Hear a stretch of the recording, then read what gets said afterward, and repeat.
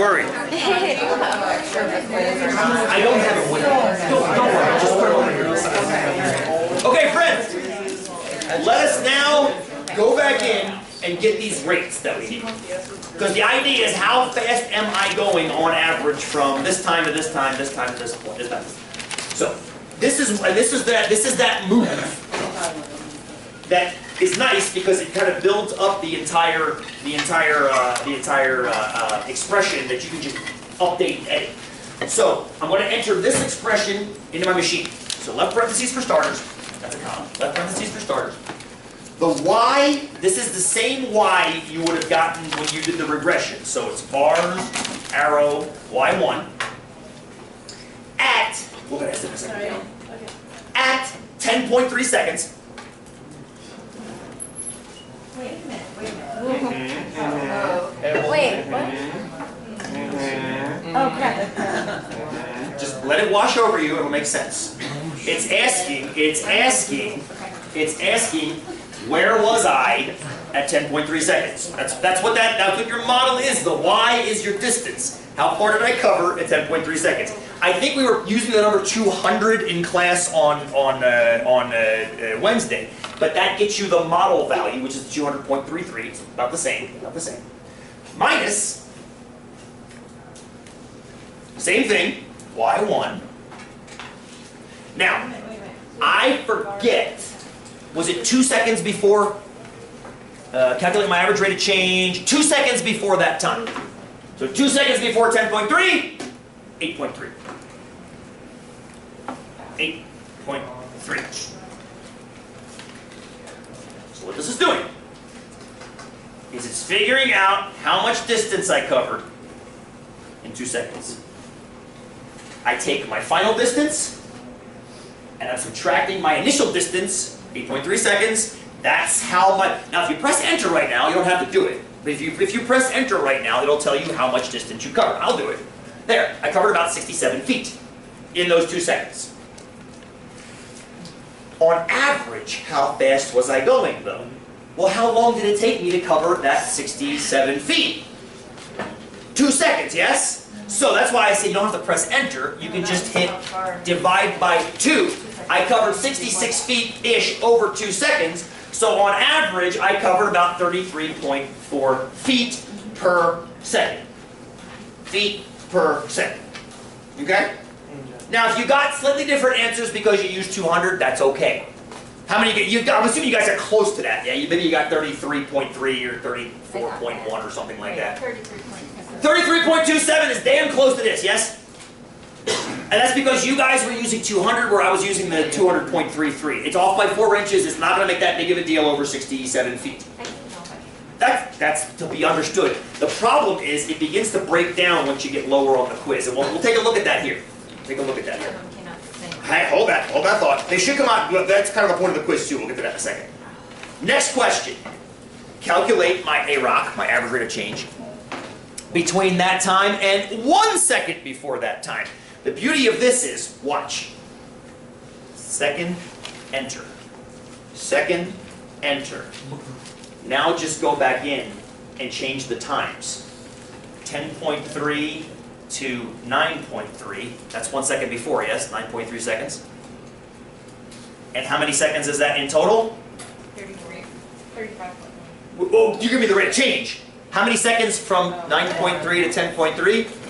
Just 1. 1 second. So in other words, I divide by 1, which is not like dividing by anything. It's going to be the same result as the numerator. So what happens now when I press enter is it gives me my updated rate of change, which is closer to 35.1 feet per. How could I possibly be going faster? How could I possibly be going faster? I mean, isn't it the same model? Isn't it the same model? It's the same curve, yeah? I'm just pulling different points off the curve. How could I possibly be going faster as I'm getting closer to the 200-foot mark? How could I possibly be...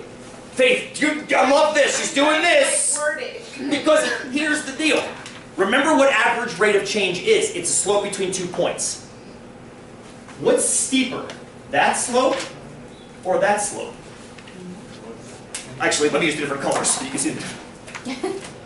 Green or orange? Orange. orange, which would be a higher average rate of change. Do you see why orange is more indicative of what I just calculated, and green is the 1, 2 calculations back? When the points get further apart from each other, the slope tilts downward. As Faith correctly did with this, I love that, by the way. When you start it's a secant line versus getting closer to a tangent line. That's that word I kept using in class on Wednesday. But as you take this point and slide it closer to this end point, this line necessarily has to keep getting steeper and steeper and steeper. It's never going to go vertical, because I wasn't going infinitely fast when I passed 200 feet. But it's going to get closer to the instantaneous rate of change, which is my speedometer speed. When you look at your car, when you look down at your car's speedometer, it's telling you how fast you're going at that moment. Not over an hour, not over 5 minutes, not over 20 minutes. It's at that moment. That's what we have to calculate with this data, is how fast I'm going at the moment I pass that last mark. Let's keep going. All right. Okay, so second mode now works, yes? We're getting success getting second mode back in. Yes. All right, let's get closer. Next. Went from 2 seconds away to 1 second away to half a second away. Second enter. What's half a second back from 10.3? 9.8. 9.8. Change the 9.3 to 9.8. And remember to change the bottom 2. It's no longer a span of 1 second. It's now a half a second. It's now a half a second. Right. So put 0.5 in there. 0.5. Yes? Is it okay? Good. Should I go a little faster than I did in the previous? Yes. I should, because I'm getting closer to that second point, which means I should be tilting up again. Let's see if it is. It's a smidge. It's a skosh. It rounds closer to 36. 36. This is all feet per second, right? The units on this is all feet per second. I know we'll talk it more logically momentarily. We'll get miles per hour. We'll convert the last one to miles per hour, and we'll be happy with that. Please, Gary. So on the quiz, we can round that up to 36. I mean, did I tell you to round anything on there? What did I tell you to round to? Did I tell you to round anything? Yeah, call it 36, yeah. I mean, you could go out 2 decimals. Yeah. But, I mean, that seems a little bit generous. Because if you think about it, we were using a crooked tape, accurate to the nearest foot. Yes. I think 1 decimal is being generous enough. 2 decimals would be ridiculous. Go ahead, ask me that second question. But by the end, we have to use 2 decimals. Hold that thought. Okay. That's kind of the point of the quiz. Gotcha. You're actually getting. Hopefully, you guys have learned something in the past 5 weeks, and if you haven't, you'll get sickened about it as you go through the next 5. I don't have these exams and these assessments that are like one and done. Question check. Question check. I've got a question that leads to a question that leads to a question that leads to a question that leads to hopefully an aha smack in the head moment. What I've learned, and this is American mathematics students. They hate those. American math students want checklists. They want to get through a question, check it off, and be done with it. Check it off, be done with it. Check it off. I hate those, because life doesn't work like that. Anytime you have to use meaningful mathematics in your lives, it does not work like that. Yesterday, trying to move, I don't know how much this damn thing weighs. You can estimate it. It's a piece of rock, basalt, solid basalt, one of those fountain stones, scalloped, about this big, this deep. My friend Franz dropped it in my yard. Hi, Franz. On my yard 10 years ago. And he said, I hope you don't want to move that. I see what he means now. The thing must weigh half a ton.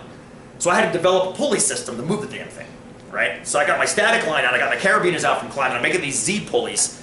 It's a math problem after a math problem after a math problem. The first one didn't work. I said, okay, why didn't that work? Oh, because I'm pulling straight back, or I want to pull up. So I strung it over the front of it. My son comes out, what are you doing, Daddy? Doing math. He's like, okay. Goes back inside. Cranking it down, and eventually I got the lip of it to move up just enough to slide some rocks under it to leverage it. And then once it was high enough, I could slide the iron pipe across, use Archimedes' principle. It was a math problem into a math problem into a math problem. That's life. I want this class to represent that. Granted, I'm not going to make you move rocks at my yard, unless you want to. But the point is that life doesn't come at you in nice little nuggets of check boxes. Shopping lists do. Get carrots, get spinach, get pretzels. But problems aren't solved that way. Problems are solved usually multi-step, which is why. And I know it's frustrating to math students, but that's okay. We'll teach you how to think that way, multi-step wise too. Anyway, let's keep going. Keep going. Sorry for that little soliloquy. That was half a second. Let's do one more, yes? No, a couple more. Because then it's a tenth of a second, isn't it? Mm-hmm. A second enter. 10.3 to 10.2. 10.3 is, we're going to keep, this is still 10.3, this is going to become 10.2, yes? 10.2. Now, there is going to be a problem with typing that because you're going to run a space. 9.8 uses 3 spaces. 10.2 is going to use 4, 10.2. So watch what happens. You're going to go 10 point, you're like, crap, I'm out of space. There's a cool little TI trick to let you put a space in. Kelly? Yeah, when I go up to go change it, it might see it highlights everything. So just change. Just arrow into, that's weird. Highlights everything. Let me pause, let me take a look at that. I think it's got one of those new operating